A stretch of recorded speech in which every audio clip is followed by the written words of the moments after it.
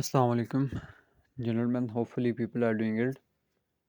आज की वीडियो बड़ी स्पेशल होने वाली है क्योंकि आज की वीडियो में मैं आपको बताऊंगा कि जब आप सारे इनिशियल टेस्ट पास कर लेते हैं, जिसमें हमारे पास सबसे पहले कंप्यूटराइज टेस्ट आता है, फिर मेडिकल आता है, फिर फिज़िकल आता है, फिर इनिशियल इंटरव्यू आता है। तो इनिशियल इंटरव्यू के बाद आपको आईएसएसबी फॉर्म दिए जाते हैं। तो आईएसएसबी फॉर्म जो कि बहुत इम्पोर्टेंट चीज़ है, ठीक है। तो आज की वीडियो में मैं आपको वो बताऊंगा कि हम जो आप हैं वो आईएसएसबी फॉर्म को कैसे फिल कर सकते हैं, ठीक है। तो आज की वीडियो हमारी आईएसएसबी फॉर्म के मतलब होगी। तो वीडियो को स्टार्ट करने से पहले छोटी सी रिक्वेस्ट है कि वीडियो को लाइक करें, चैनल को सब्सक्राइब करें। तो विदाउट वेस्टिंग आवर टाइम हम स्टार्ट करते हैं, ठीक है। अच्छा, ये जो आईएसएसबी फॉर्म है ये सारे सेंटर्स के लिए, ठीक है, for all centres of Pakistan, ठीक है। ये वाला जो है ये लाहौर का है। अच्छा, ये आपको दिया जाता है, फिर आपको कोई डेट अलॉट की जाती है कि आपने इस दिन आके मतलब सबमिट करवाना है आईएसएसबी फॉर्म। तो अगर आपसे एक दो दिन लेट भी हो जाता है तो इतना बड़ा इशू नहीं होता है फॉर्म का, ठीक है।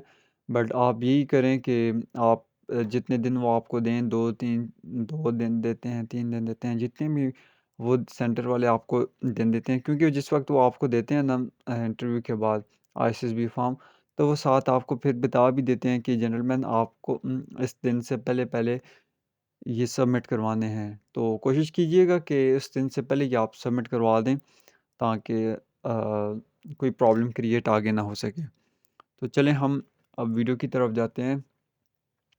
तो आपके पास ऐसा फॉर्म आएगा, ठीक है। ये सारे पेजेस मैंने यहाँ पर लगाए हुए हैं पीडीएफ में।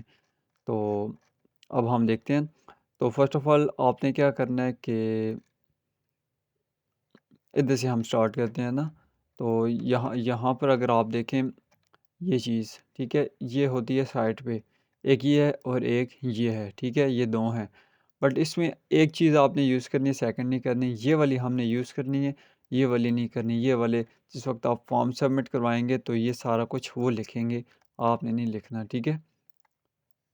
तो हमने इधर क्या लिखना है, अब मैं आपको बताता हूँ कि इधर आपने क्या लिखना है। तो यहाँ पर लिखा हुआ है CNIC। तो सिंपली आपने CNIC जो भी आपका है डैश के साथ आपने लिखना है, ठीक है। डैश के साथ यहाँ पर आपका CNIC आ गया। यहाँ पर ईमेल आ गई। ईमेल जो भी आपकी है, ईमेल और जीमेल सेम होती हैं, तो आपने वो दे देनी है। जीमेल इधर आ गई। थर्ड के मोबाइल नंबर, तो यहाँ पर आप मोबाइल नंबर दे दें। फर्स्ट वाला था CNIC, सेकंड था ईमेल, थर्ड था मोबाइल नंबर। सबसे पहले आपने ये काम करना है, ठीक है। तो इसके बाद क्या करना है कि यहाँ पर जो है एक अपनी पिक्चर जो है वो पेस्ट कर देनी है, ठीक है। देखें, 1 copy of candidates photograph to be pasted है।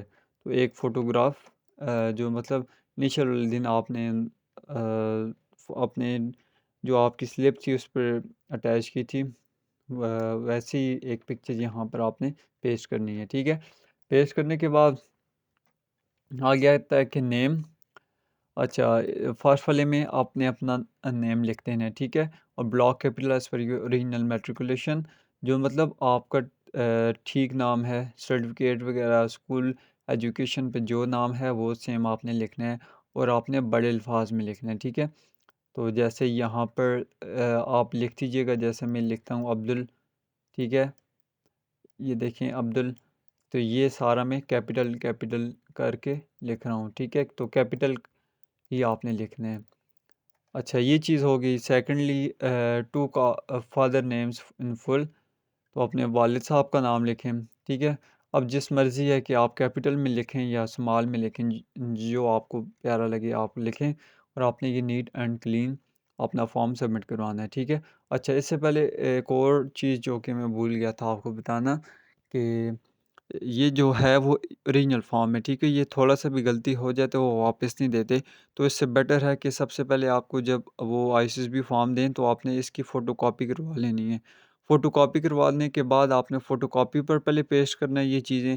पेस्ट करने के बाद जिस वक्त आप देख लेंगे ये सारी चीज़ें ठीक हैं, फिर आपने कॉपी पेस्ट कर देना है सिंपली, ठीक है। मतलब फिर आपने जो कॉपी किया हुआ था वो ओरिजिनल पर अच्छा अच्छा करके लिख देना है, ठीक है। ये भी मैं आपको बता रहा हूँ कि आपने कैसे फ़िल करना है, ये चीज़ें आपने पहले फ़ोटोकॉपी पर करनी है। जब फ़ोटोकॉपी पर सारा कुछ ठीक हो जाएगा, एक मरतबा दोबारा चेक कीजिएगा ठीक है, तो फिर आपने मतलब इसे पेस्ट करना है अपने ओरिजिनल फॉर्म में। सेकंड में हमारे पास फादर नेम आ जाता है, फादर नेम अपना लिखते हैं, ठीक है? यहाँ पर कैपिटल लिखते हैं तो कैपिटल, अगर स्मॉल में लिखना चाहें स्मॉल भी। बीच में से ऐसे कैंडिडेट्स भी होते हैं जो कि टोटली फॉर्म कैपिटल में लिखते हैं। जैसे इन्होंने दिया हुआ है वैसे भी लिख सकते हैं, कि जो मतलब आपका नाम था वो आप बड़ा लिखें तो बाकी आप नीचे छोटा-छोटा लिख सकते हैं। जहाँ पर बड़ा इन्हें रिक्वायर्ड हुआ तो वो खुद बता देता है, जैसे फर्स्ट वाला था कि name in full block capital as per your original matriculation, ठीक है? अच्छा, बी क्या है कि his present residential address in full. अच्छा, यहाँ पर अपने वालिद साहब का जहाँ पर वो रह रहे हैं, उनका एड्रेस सारा यहाँ पर आपने लिखते जाना है, ठीक है? इसके बाद सी आ जाता है कि his present business services working address in full. मतलब जहाँ पर अभी आप ऊपर वाला बी था जहाँ पर उनकी रहाइश है, ठीक है? सी है कि जहाँ पर वो काम कर रहे हैं, ठीक है? सर्विस कर रहे हैं, कोई भी काम कर रहे हैं तो यहाँ पर एड्रेस वो वाला पुट कर दें, ठीक है? डी वाले में आता है कि हिज प्रोफेशन स्टेट अलाइव और dead also exact nature of job. इनकी प्रोफेशन लिखें कि इनकी प्रोफेशन क्या है, जो भी इनकी प्रोफेशन है वो आप लिखते हैं, ठीक है? इसके बाद if is government service give his exact appointment rank also. अगर आपके वालिद साहब कोई गवर्नमेंट सर्विस के हैं तो यहाँ पर आपने वो रैंक वगैरह अपॉइंटमेंट रैंक वगैरह लिख देना है। अगर जिनके नहीं है तो आपने सिंपली एन ओब्लिक ए लिख देना है, ठीक है? जिनके वालिद साहब गवर्नमेंट सर्विस या ऐसा कोई नहीं है तो ये एन ए लिखेंगे। बाकी जिनके हैं तो वो पूरी डिटेल यहाँ पर देंगे। इनके बाद ई में आ जाता है कि salary income and tax and revenue details. तो यहाँ पर आपने मतलब सैलरी बता देनी है अपने वालिद साहब की कि वो कितना जनरेट कर रहे हैं, ठीक है? 50,000 लाख जितना भी मतलब कर रहे हैं, तो ये सच-सच ही लिखिएगा क्योंकि ये फॉर्म आपका एसएसबी में जाएगा, तो यहाँ से देख के वो फिर आगे मैच करेंगे तो ये इशू बन सकता है, तो इसलिए सच लिखेंगे, भूलेंगे नहीं सिंपली। थर्ड में आ जाता है कि grandfather name in full with detail of his occupation. मतलब यहाँ पर अपने जो आपके दादा थे उनका नाम लिखें हैं या थे, तो इसके बाद इन फुल नाम लिखना है। इसके बाद डिटेल्स बताएं कि ऑक्यूपेशन क्या, उनका ऑक्यूपेशन क्या था, ठीक है? क्या थे जी, ऑफिसर थे, जो भी थे, मतलब जो भी इनका ऑक्यूपेशन था वो सिंपली आपने लिखना है। इसके बाद फोर्थ वाला कॉलम आ जाता है तो इसमें guardian name if any other than father. मतलब गार्डियन नेम वो होते हैं जिसने आपको पाला हो आपके वलिदैन के अलावा। वलिदैन के अलावा अगर किसी ने आपको पाला है बचपन में तो उसे गार्डियन बोलते हैं, ठीक है? अगर हैं तो ठीक, यहाँ पर लिखें, अगर नहीं है तो यहाँ पर सिंपली लिखें एन ओब्लिक ए, ठीक है? इसके बाद बी वाला कि his residential address in full. देखिए ये कॉलम 4 वाला गार्डियन का है, अगर आप में कोई नहीं है ना तो सिंपली आपने ऐसे क्या करना है कि अगर जिनके हैं तो इन्होंने पूरी डिटेल देनी है कि उनका एड्रेस बताएं, रिलेशन क्या है आपके साथ, प्रोफेशन क्या है, how much income tax and revenue paid by him, ठीक है? कितना वो दे रहे हैं वगैरह वगैरह। अगर ज़्यादातर का नहीं होता, बीच में से एक आध का हो भी जाता है ऐसे गार्डियंस का, ज़्यादातर नहीं होता। अगर नहीं है तो आपने सिंपली ये ई तक यहाँ पर क्या करना है कि यहाँ पर लिखना है एन ओब्लिक ए, ऐसे लाइन लगा देनी है, ठीक है? मतलब ये सारा जो है हमारे काम का नहीं है, simply an oblique A. Fifth वाले में आ जाते हैं तो province in which you are permanently settled residence of. मतलब आपने प्रोवेंस बता देना है जो भी आपका प्रोवेंस वगैरह है। इसके बाद सिक्स में आ जाता है परमानेंट एड्रेस। परमानेंट एड्रेस वो कि जो कि हमेशा के लिए आपका एड्रेस हो, ठीक है? ये आपने दे देना है। इसके बाद present postal address for assuming call up notice. इसमें आप क्या करना है कि सेवन्थ वाले में प्रेजेंट पोस्टल एड्रेस, मतलब जहाँ पर आपका पोस्ट ऑफिस होता है उसका एड्रेस देना है सिंपली सेवन्थ वाले में, ठीक है? फिर उस वहाँ का टेलीफोन नंबर वगैरह दे देना है। एट वाले में आ जाता है कि अगर आपको पोस्टल कोड क्या बोलते हैं, पोस्टल जो है ना पोस्ट ऑफिस, वो जो भी आपको नज़दीक पड़ता है सिंपली आपने उसका एड्रेस देना है, ठीक है? एट वाला है कि date of birth according to matriculation certificate. Matriculation certificate के हिसाब से आपकी डेट ऑफ बर्थ क्या है यहाँ पर पुट करनी है। नाइन्थ की प्लेस ऑफ बर्थ कौन सी जगह पर पैदा हुए थे, डिस्ट्रिक्ट कौन सा है आपका, ठीक है। 10th के रिलीजन कौन सा है, इस्लाम है, क्रिश्चियन है, हिंदू है, जो भी है सिंपली आप टिक करें। 11th में है सेक्ट कौन सा है, सुन्नी है, शिया है, सेक्टर वगैरह वगैरह जो भी है सिंपली ये यहाँ पर बताना है। 12 वाले में आपने कास्ट बता देनी है, ठीक है। सब कास्ट ज़्यादातर कैंडिडेट्स को पता ही नहीं होता कि सब कास्ट क्या है, तो जनरल सब कास्ट हर बंदे को पता होता है। अगर आपको नहीं पता वालिद साहब से पूछ के यहाँ पर लिख दीजिएगा। और 13 वाला है कि मार्क्स ऑफ आइडेंटिफिकेशन, अगर आपकी CNIC वगैरह पर कोई आइडेंटिफिकेशन लिखी हुई है तो वो लिखें, अगर नहीं है तो सिंपली N/A लिखें, ठीक है। ये फर्स्ट फॉर्म हमारा हो गया फिल। अब हम जाते हैं नेक्स्ट पर।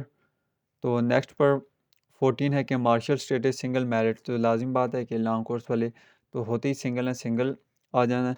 अब इम्पॉर्टेंट चीज़ें हमारे पास आएंगी कि 15 में क्या करना है कि give names with addresses and occupation of all your near relatives, brothers, real uncles, brothers in law, ठीक है। मतलब उनके नाम लिखें आप, ब्रदर्स के जो आपके अंकल वगैरह हैं उनके, और ब्रदर इन लॉ के, ठीक है। और उनका फुल एड्रेस दें और ऑक्यूपेशन बताएं। तो ये चीज़ें आपने बतानी है। फॉर एग्ज़ाम्पल जैसे मैं ब्रदर का बताता हूँ कि यहाँ पर फॉर एग्ज़ाम्पल लिखता हूँ सैयद अहमद, ठीक है, कि यहाँ पर मैंने लिख दिया सैयद अहमद। फिर इसका मैं एड्रेस फुल बताऊँगा, ठीक है, कि एड्रेस क्या है, तो एड्रेस बताऊँगा जी एबटाबाद। ये मैं एग्ज़ाम्पल दे रहा हूँ, मतलब फुल लिखना है, ये तो मैं वैसे ही आपको बता रहा हूँ।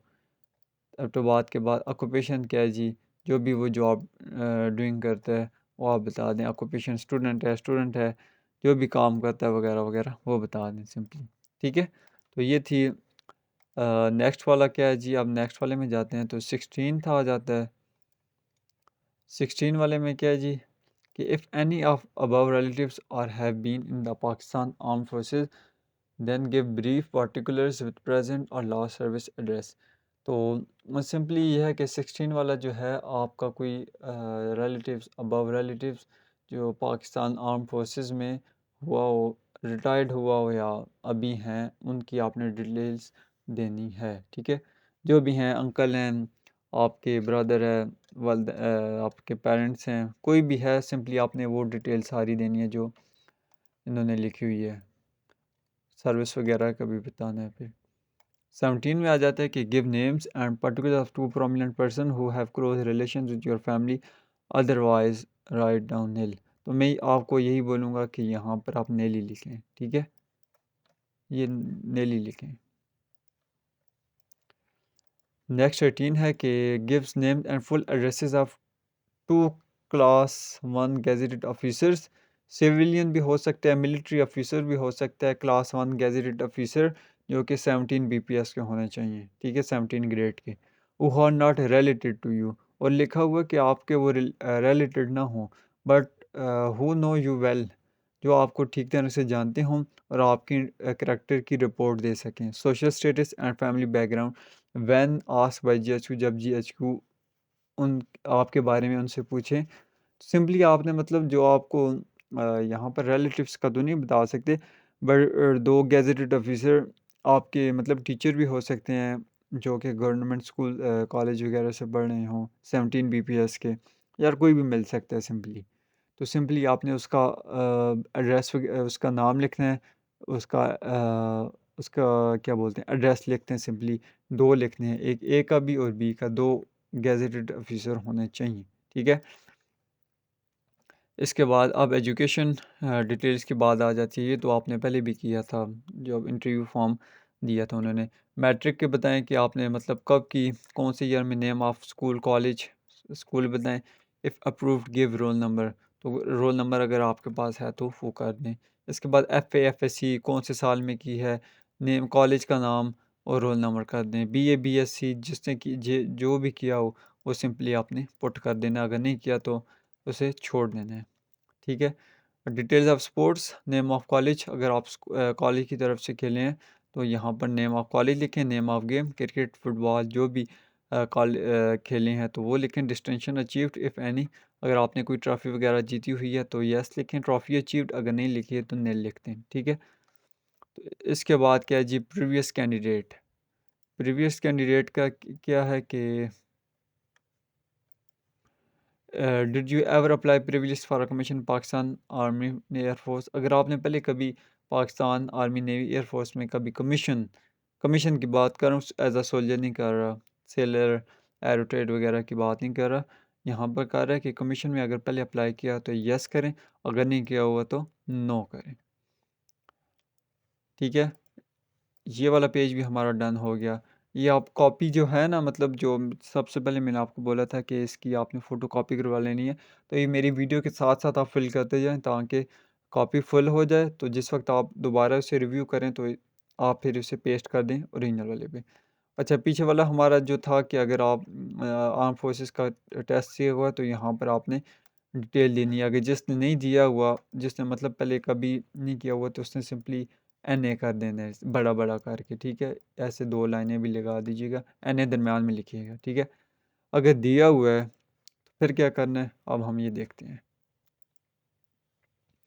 तो कोर्स बताएं कौन सा था कोर्स, रोल नंबर बताएं, रिज़ल्ट ऑफ प्रिलिमिनरी सिलेक्शन बताएं कि मतलब इनिशियल टेस्ट आपका मतलब कंप्यूटराइज टेस्ट पास हुआ था नहीं हुआ था वगैरह वगैरह। कंप्यूटराइज टेस्ट या आप इंटरव्यू तक लगा दें कि क्या था, अगर पास हुए तो पास, अगर फेल्ड फेल्ड।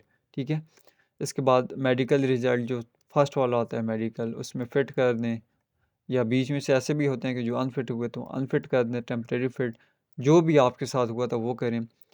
इसके बाद ISSB अगर किसी ने दी हो तो वो फिर डेट लिखे, बैच लिखे, रिकमेंडेड रिजेक्टेड जो भी था तो इसे छोड़ दें आगे। ठीक है, जो भी आपने मतलब कोई कोर्स वगैरह पहले दिया हो तो आपने सिंपली वो पुट करना है। Have you ever been admitted to any Pakistan army और ऑफिसर्स ट्रेनिंग इंस्टीट्यूशन? ज़्यादातर नहीं नहीं होगा। ठीक है, तो नो ही करें। ठीक है, उसके बाद 21 nationality, were you burn in the territories now included Pakistan? If the nationality of your parents it was other than Pakistan by birth and state, तो अगर मतलब उनकी और कोई नेशनलिटी है पाकिस्तान के अलावा, तो फिर आपने सिंपली इसकी डिटेल देनी है, अदरवाइज इसे छोड़ना है। आगे जी, the first exact date when your parents first arrived in Pakistan, तो ये मतलब NA कर दें। फ्रॉम विच प्लेस आउटसाइड, जो मतलब बाहर से आए हैं, सिंपली ये इनके लिए फॉर्म है ये वाला। सेकंड वाले में NA कर दें। If your parents are ex Indians was their permanent province or state in India before they came to Pakistan, NA करें। have been registered as a citizen of Pakistan of Citizen Act 19, no करें, बल्कि इसमें आप अगर yes करें तो इसमें लिखो if yes attach copy of citizen certificate. लाजिम बात है सिटीज़न तो हैं। अच्छा, इसके बाद यहाँ पर बल्कि नो करें, अगर यस करते हैं तो फिर अटैच करनी पड़ेगी कॉपी। ठीक है, इसके बाद if AK national class 1 state subject attach Pashtuni certificate वगैरह वगैरह, इसे फाइज वाला छोड़ दें। ठीक है, 22 है कि were you ever involve in criminal proceeding in the court of law, no करें। ठीक है, have you served or still serving in any government department including civil arm forces और प्राइवेट फॉर्म, अगर कोई सिविल गवर्नमेंट डिपार्टमेंट काम कर रहा है तो यस करें, अगर नहीं है तो नो करें। कि हैव यू सर्व्ड और still serving in the Pakistan army air forces, अगर कर रहे हैं सर्व तो यस करें, अदरवाइज़ नो। आगे फिर ये सारी डिटेल्स आपको खुद ही पता होगी। ठीक है, अगर नहीं है तो छोड़ते जाएं या NA करते जाएं। आगे आगे before signing this form you are advise to check and ensure in your own interest. ठीक है, मतलब जो आपने दिया हुआ आपने इसे चेक करना है, that you have stated is absolutely correct, और जो आपने डिटेल्स दी है ये करेक्ट होनी चाहिए। Even the slightness attempt on your part to mislead will disqualify you, अगर कोई झूठी खबर हुई तो मतलब आपका वो डिसक्वालीफाई भी कर सकते हैं। तो यही जो 26 है यही है कि जो भी मैं बात कर रहा हूँ ये वगैरह वगैरह। ठीक है, जज को आप पूछ सकते हैं वगैरह वगैरह। ठीक है, तो ये रेड इसी वजह से है कि यहाँ पर आप अंडरटेकिंग्स दे रहे हैं, तो प्लेस जहाँ पर आप रहते हैं, डेट दें जो आज की डेट थी, सिग्नेचर ऑफ द एप्लीकेंट, तो यहाँ पर आप सिंपली अपना सिग्नेचर कर दें। यहाँ तक डन हो गया। नेक्स्ट 27 की बात करें, certificate of recommended by a class 1 gazetted officer on any reputable member of the civil society. अब मतलब जो गैजेट ऑफिसर 1 जो हमने पहले बात की थी, पर वहाँ पर हमने 2 की डिटेल्स दी थी। अब जो 27 यहाँ पर एक गैजेट ऑफिसर जो है, यहाँ पर उसका नाम लिखना है, सन ऑफ लिखना है, ठीक है, वो खुद लिखेगा, और कितने सालों से वो आपको जान रहा है, जानता है, वगैरह वगैरह, ठीक है। इसके बाद वो फिर अपनी प्लेस बताएगा, कहाँ पर है, डेट, सिग्नेचर लिखेगा, इसका डिजिग्नेशन क्या है, नेम लिखेगा बड़ी अल्फाजों में, एड्रेस बताएगा, और उसके नाम की स्टैम्प यहाँ पर लगानी है आपने 17 BPS, मतलब 17 ग्रेड का होना चाहिए। और याद रखिएगा ये जो 27 वाला बंदा है गैजेट ऑफिसर, उसी से आपने सारे डॉक्यूमेंट अटेस्ट करवाने हैं। 27 और अटेस्टेड डॉक्यूमेंट सेम होने चाहिए, सेम बंदे के होने चाहिए। ये ना हो कि 27 और कोई ऑफिसर हो, गैजेटेड ऑफिसर, और साइन आपने किसी और से करवाए हो, तो ये फिर आपसे इशू बन सकता है। 28 है कि character certificate by the principal head master. Simply यहाँ पर आपने अपने प्रिंसिपल से स्टैम्प वगैरह लगवानी है, उसका नाम, ठीक है, कितने सालों से आपको जान रहा है। ये करने के बाद यहाँ पर प्लेस कौन सी जगह है, स्कूल कॉलेज जो भी है, कॉलेज ही होगा ज़्यादातर, डेट, सिग्नेचर, नेम, उसका भी ब्लॉक लेटर्स बड़े अल्फाजों में लिखें, एड्रेस बताएं, और यहाँ पर अपने स्कूल कॉलेज प्रिंसिपल जिसकी भी स्टैम्प है वो आपने सिंपली लगा देनी है, ठीक है। लगा देने के बाद इस चीज़ को certificate by the head of department for the civil candidates who are in government और प्राइवेट सर्विसेज, तो इसको आप छोड़ दें, नीचे आ जाएं। अच्छा, ये चीज़ आपने नहीं लिखनी, ये GHQ वगैरह लिखेगा, ठीक है, ये आपने नहीं लिखना। इसके बाद क्या है जी, इसके बाद हाँ, ये 1 2 3 4 5 6 फॉर्म हैं, ये आपने फिल करने हैं सबको, ठीक है। कि रोल नंबर आपने फुल लिखना है, जो भी आपका रोल नंबर था, ठीक है, स्लिप से देख के यहाँ पर रोल नंबर लिखें, अपना नाम लिखें फुल, जो कि रोल स्लिप थी एग्ज़ाम, आपकी जो स्लिप थी ना उससे, फिर अपना एड्रेस लिखें, यहाँ पर मोबाइल फ़ोन लिखें। सिंपली ये सारी चीज़ें आपने फिल करनी है अच्छी तरीके से, और ये अभी आप किस पे कर रहे हैं, कॉपी पर कर रहे हैं, ना कि ओरिजिनल पर, ठीक है, जो मैंने आपको स्टार्ट में बताया था। तो ये वाला जो है वो फॉर्म हो गया डन। इसके बाद ये वाला भी बीच में से, ज़्यादातर बीच में से सेंटर वालों को ये फॉर्म देते हैं, ठीक है, इधर तक जो कि हमने फ़िल कर दिया। तो बीच में से ऐसे सेंटर भी हैं जिनको ये वाला फॉर्म भी दिया जाता है, जिनको जितना दिया जा रहा है सिंपली आपने उतना करना है फिल। इसके बाद पर्सनल बायोडाटा कैडेट्स में आ जाता है, बायोडाटा फॉर्म में यहाँ पर आपने सिंपली दोबारा पिक्चर लगा दी है जिसको ये फॉर्म मिले वही, ठीक है। तो इसके बाद कैंडिडेट GC नंबर मतलब रोल नंबर यहाँ पर पुट करें, यहाँ पर नाम, ठीक है, ये मैं तेज़ तेज़ बताऊँगा क्योंकि ये वही तकरीबन होता है सारा। डेट बताएं, कौन से प्लेस ऑफ बर्थ बताएं, ठीक है। इसके बाद रिलीजन कौन सा है, सेक्ट कौन सा है, कास्ट क्या है, पाकिस्तानी, CNIC बताएं, डोमिसाइल कौन सा है, प्रीवियस नेशनलिटी कौन सी है, अगर नहीं नहीं करें कोई नहीं होगी, सिंपली पासपोर्ट वगैरह यहाँ पे NA वगैरह कर दीजिए। इसके बाद 12 वाला आ जाता है कि परमानेंट होम एड्रेस, विलेज कौन सा है, मोहल्ला कौन सा है, जो भी है करें। पोस्ट ऑफिस ठीक तरह से बताएं, तहसील कौन सी है, डिस्ट्रिक्ट कौन सी है, अभी होम एड्रेस कौन सा है, विलेज कौन सा है, पोस्ट ऑफिस कौन सा है, तहसील, डिस्ट्रिक्ट वगैरह। डिस्टेंस फ्रॉम बॉर्डर, अगर कोई बॉर्डर आप से कोई कनेक्ट हो रहा है तो उसका बताएं कितना किलोमीटर, अगर नहीं तो NA करें। कॉन्टैक्ट नंबर फादर का बताएं, यहाँ पर क्लोज रिलेटिव जो आपका रिलेटिव हो उसका बताएं, और यहाँ पर NA करते जाएं, ठीक है। इसके बाद रिलेटिव्स इन फॉरेन कंट्रीज़, अगर कोई फॉरेन कंट्रीज़ में रह रहा है तो उसका बताएं, अदरवाइज NA। इसके बाद education institute attendant give full particular, ठीक है।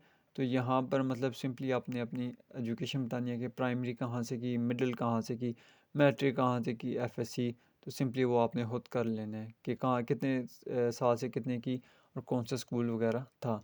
अगर 19 वाला के अगर ट्रैवल अब्रॉड की गए हुए हैं तो लिखें, अगर नहीं तो यह ऐसे /NA कर दें।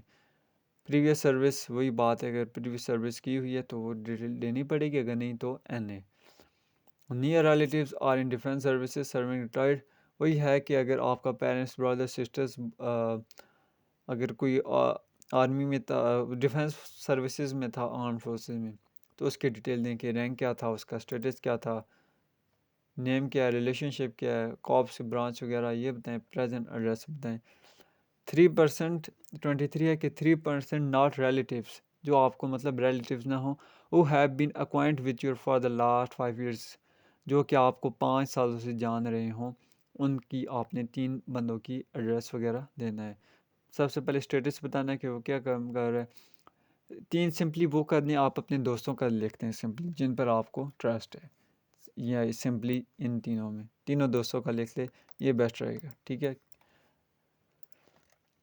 इसके बाद लास्ट है कि ओन ब्रदर एंड सिस्टर्स, अपने बहन भाइयों का बताएं, इसमें फुल नेम उनका बताएं, सेक्स मेल है फीमेल है वो बताएं, नेशनलिटी कौन सी है, पाकिस्तानी है, रिलीजन, सेक्ट, कास्ट, ये चीज़ें बताएं। ऑक्यूपेशन स्टूडेंट है, स्टूडेंट लिखें, जॉब कर रहे जॉब करें, एज बताएं, whether depend on you, depend आपके ऊपर कर रहे हैं तो यस, अगर अदरवाइज़ नो।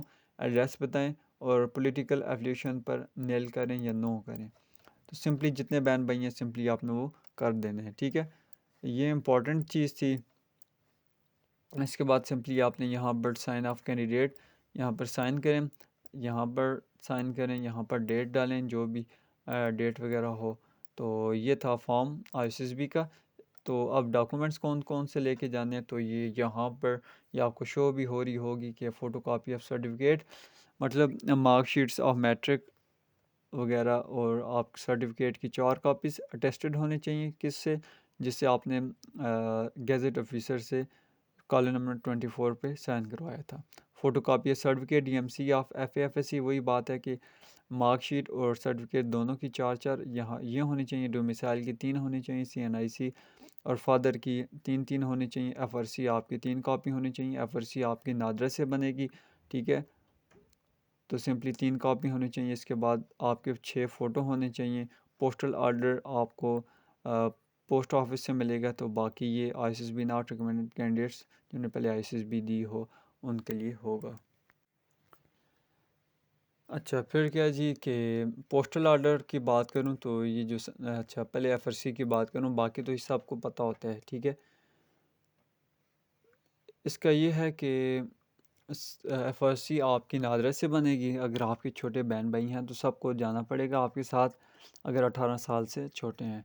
तो अगर तो नादरा से मतलब सिंपली आपने जाके बताना कि एफआरसी मुझे बना के दें, तो वो आपको बना देंगे। तो 3 कॉपी आपने साथ लगा देनी है अटेस्टेड, ठीक है। तो 7 वाला है कि postal order 100 rupees purchase from GPO, मतलब कि ये पोस्ट ऑफिस जो आपके नियर है उससे आप ख़रीदेंगे 100 रुपये का, और यहाँ पर आपने इसके साथ अटैच कर देना है, ओरिजिनल होना चाहिए। या एनओसी ये आर्मी वगैरह लोगों के लिए। तो ये 9th वाला जो है ये जो मतलब रिपीटर हैं उनके लिए है, ठीक है, बाकी नहीं है।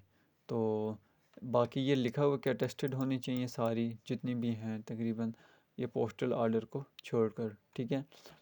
और अच्छा एक और चीज़ थी कि ensure that course stamp impose by the ASNC, कि आपने देखा होगा कि आपकी मार्कशीट की बैक साइड पर आप लॉन्ग कोर्स 153 लॉन्ग कोर्स की मतलब स्टैंप लगी होगी, तो वो भी मतलब अपने फ़ोटो कापी लाजमी बैक साइड से करवानी है ताकि इशू ना बने, ठीक है। तो ये थी आज की बहुत ज़्यादा इम्पॉर्टेंट वीडियो थी, जो कि होपफुली आप इसमें आपको गाइडेंस मिली होगी कि आपने कैसे फॉर्म फिल करना है। तो अभी आप जो है मतलब फ़ोटो कॉपी से कर रहे थे, अभी एक मरतबा दोबारा देखें फ़ोटो कॉपी पर कोई गलती वगैरह, दोबारा देखें कि कोई गलती वगैरह ना हो। अगर आपको लगता है कि ये ठीक है तो फिर आप इसे ओरिजिनल पर अच्छा अच्छा करके पेस्ट कर दें, ठीक है। तो होपफुली आपको ये वीडियो अच्छी लगी होगी। अगर वीडियो अच्छी लगे तो वीडियो को लाइक करें, चैनल को सब्सक्राइब करें। तो मिलते हैं नेक्स्ट वीडियो में, तब तक के लिए खुदा हाफिज़।